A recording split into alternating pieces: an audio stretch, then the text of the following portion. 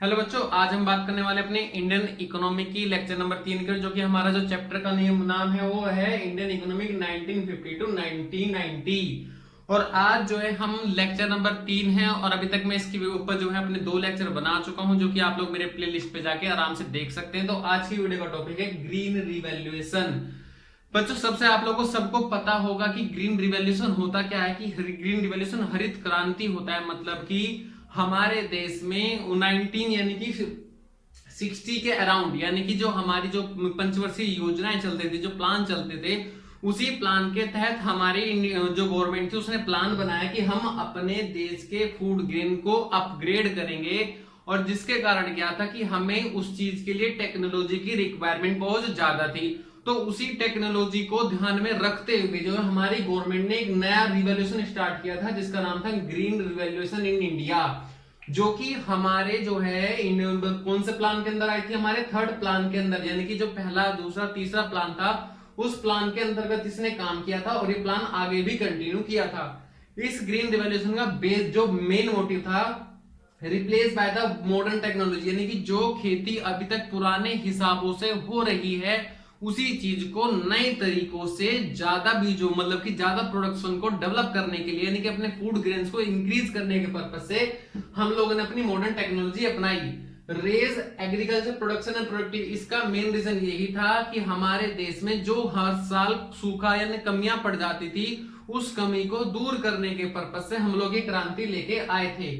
और जो है 75% पॉपुलेशन डिपेंड ऑन एग्रीकल्चर। जिस टाइम पे ग्रीन रिवॉल्यूशन आया था, हमारे देश में खेती की कंडीशन जो है, कृषि की कंडीशन बहुत डाउन थी। उस टाइम पे जो है हम लोग, हमारे देश की कम से कम 75% टू 80% जो जनसंख्या थी वो हमारे देश पे यानी एग्रीकल्चर पर डिपेंड थी।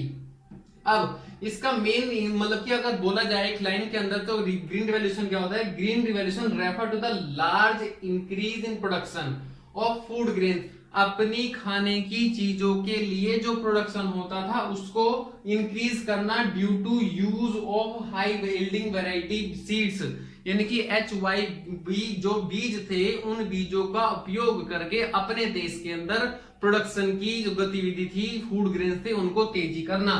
अब main reason of agriculture revolution, इसका जो है मेन रीजन, जिनकी जो सोर्सेज थे, जो मतलब कमियां भी बोल सकते हो आप, जो भी कुछ है, हमारे 3 चीजें थी।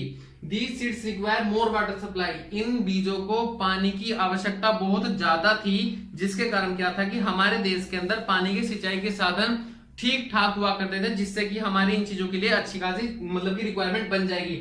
These seeds require more fertilizer। जो खाद वगैरह हम लोग यूज करते थे वो नॉर्मल बीजों के मुकाबले इन बीजों में कम से कम 10 गुना तक ज्यादा यूज करना पड़ता था, जिसके कारण क्या होता था कि इसका खर्चा जो है बहुत ज्यादा बढ़ जाता था। और खर्चा बढ़ने के साथ साथ में हमें मोर फाइनेंशियल रिसोर्सेज, क्योंकि ये जो बीज थे ये बहुत महंगे बीज हुआ करते थे, जिसके लिए किसानों के पास में पैसों मतलब बीजों को खरीदने के लिए पैसे नहीं हुआ करते थे। गवर्नमेंट ने कहीं ना कहीं हमें फाइनेंशियली हेल्प भी उसके लिए किया था। इसके बाद में हमें जो बेनिफिट हुए थे, बेनिफिट आफ्टर यूजिंग HYV जो हमने यूज करे थे, हमारे पास फायदा क्या क्या हुआ? अटेनिंग मार्केटेबल सरप्लस, यानी कि हमारे पास जो खाने के सामान थे वो अब हम एक्सपोर्ट करने के बावजूद भी अपने पास बचाकर रख लेते थे। बफर स्टॉक ऑफ ग्रेन्स, गेहूं का, चावल का, इन चीनी का, इन चीजों का हमारे पास में क्या होने लगा था बच्चों? हमारे पास बफर स्टॉक होने लगा था।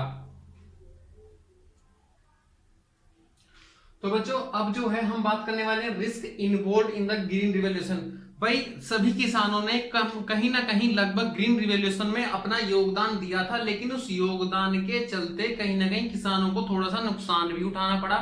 वो नुकसान क्या था कि रिस्क ऑफ पीड्स अटैक का मतलब है कि जो हमारे छोटे छोटे मतलब कि जो बीज थे, नए नए फूल आते थे यानी ग्रीन रिवॉल्यूशन के बीजों पे, उस पे कीट पतंगे जो थे बहुत ज्यादा जो है आक्रमण करके उनको क्या कर देते थे? नुकसान कर देते थे। तो उनकी पैदावार को खा जाते थे, जो उनके फल थे वो जो थे वो बेकार हो जाते थे। Risk of increase income equality बेटा इंपोर्टेंट पॉइंट है। देखो किसान 2 तरह के होते हैं, एक अमीर और एक गरीब। जो है जो हरित क्रांति लेके आए थे, ग्रीन रिवॉल्यूशन लेके आए थे, वो दोनों ही किसानों के लिए लेके आए थे, जिसके कारण क्या हुआ कि जो हमारे गरीब किसान थे उन तक वो बीज नहीं पहुंच पाए, क्योंकि वो बीज कहीं ना कहीं महंगे हुआ करते थे। लेकिन अगर वही बीज जो है बड़े बड़े किसान आसानी से और आराम से खरीद सकते थे, उनकी पहुंच बहुत अच्छी थी, उनके पास पैसा बहुत ज्यादा था, जो अमीर किसान थे वो HYV बीजों को यूज करके कहीं ना कहीं और इंक्रीज हो गए, जबकि जो लोअर किसान थे वो कम हो गए, जिसके कारण ये एक और रिस्क हमारा ग्रीन रिवॉल्यूशन के लिए आ गया। लेकिन जब इस बात का हमारी गवर्नमेंट को पता लगा तो गवर्नमेंट ने कहीं ना कहीं उस चीज को कम करने के लिए कुछ कदम उठाए।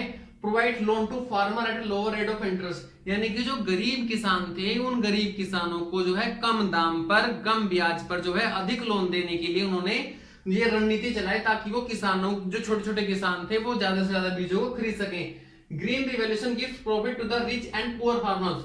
जिसके बाद में क्या था कि जो गरीब और जो अमीर जो किसान हुआ करते थे, उनमें दोनों के पास दो बीज हुआ करते थे, दोनों के पास पैसे होने उसी स्टार्ट हो गए थे, और दोनों की प्रोडक्शन कैसी होने लगी, हाई, जिसके कारण बेनिफिट भी दोनों को कैसे होने लगा, बराबर होने लगा। अब जितनी प्रोडक्शन एक अमीर जो किसान कर सकता था, उतनी ही प्रोडक्शन एक गरीब किसान भी कर सकता था। Government provide subsidy to the poor farmers, और उसके बाद भी अगर कोई किसान गरीब रह जाता था, जिन तक लोन की अमाउंट भी नहीं पहुंच पाती थी, तो गवर्नमेंट अब उन्हें सीधी सी सब्सिडी प्रोवाइड करने लगी। सब्सिडी का मतलब है उन्हें हेल्प करने लगी थी कि भाई आओ और आप हमसे बीज लेके अपने खेतों में जो है अनाज उगाओ। Land reforms have to green revolution. Land reforms का मतलब है जो बड़े बड़े जमींदार थे, अब बड़े बड़े जमींदारों से जमीन हमने लेके छोटे छोटे किसानों में डिस्ट्रीब्यूट कर दिया था, जिसके कारण क्या हुआ कि जो जमीन थी उस पर सभी का अधिकार हो गया, और जो ग्रीन रिवॉल्यूशन था उस पर सभी के द्वारा जो है मेहनत करी गई, और आज रिजल्ट हमारे सामने अच्छा हुआ। जिसके बाद क्या हुआ, 1950 टू 1990 के अंदर हमारी जो प्रोडक्शन थी हमारी इतनी इंक्रीज हो गई थी कि अब हम दूसरे देशों पे डिपेंड ना होने की बजाय अब दूसरे देश जो है हमारे ऊपर जो है डिपेंड होने लगे थे, खाने की चीजों को हम एक्सपोर्ट करने लगे थे। Green revolution help to evolution of the zamindar system. Green revolution के आने के बाद में कहीं ना कहीं हमारे देश से जो जमींदारी प्रथा थी, वो जमींदारी प्रथा हमारे देश से कैसे हो गई थी, खत्म हो गई थी बच्चों। लेकिन कहीं ना कहीं कुछ चीजें, कोई भी अगर आप काम करते हो तो एक पक्ष और एक विपक्ष, यानी कि पॉजिटिव नेगेटिव थिंकिंग दोनों रखता है। जो पक्ष की बात रखते थे वो कहीं ना कहीं जो ग्रीन रिवॉल्यूशन जब स्टार्टिंग में आया था, तो स्टार्टिंग में जो किसान थे उसे बहुत ही मुश्किल और बहुत महंगा किस्म का मान रहे थे कहीं ना कहीं। लेकिन जो गवर्नमेंट थी वो चाहती थी कि उनका क्या होगा, बेनिफिट होगा कि अगर वो ग्रीन रिवॉल्यूशन में हेल्प करें, जिसके कारण गवर्नमेंट ने उनको सब्सिडी प्रोवाइड करी और कहीं ना कहीं उनके लिए हेल्प हुई। लेकिन अब गवर्नमेंट इतनी सब्सिडी दे चुकी थी कि सब्सिडी देने के बाद में गवर्नमेंट को थोड़ी सी दिक्कत आने लगी थी, जो कि कुछ जो मतलब कि जो गवर्नमेंट के एडवाइजर होते हैं उन लोगों ने कहा कि अब जो है हमें जो कृषि है, जो ग्रीन रिवॉल्यूशन है, उनके लिए किसानों को सब्सिडी बंद कर देनी चाहिए। क्यों कर देनी चाहिए, क्योंकि भाई एक तरफ से उनको आप सब्सिडी दे रहे हो और वही किसान जो अनाज वो उगा रहे हैं, वही जो अनाज है हम खरीद रहे हैं, तो उन्हें सब्सिडी भी देंगे और पैसा भी देंगे, तो गवर्नमेंट का कहीं ना कहीं उसमें फायदा नजर नहीं आता था, कहीं ना कहीं किसानों का सीधा सीधा सा फायदा नजर आने लगा था।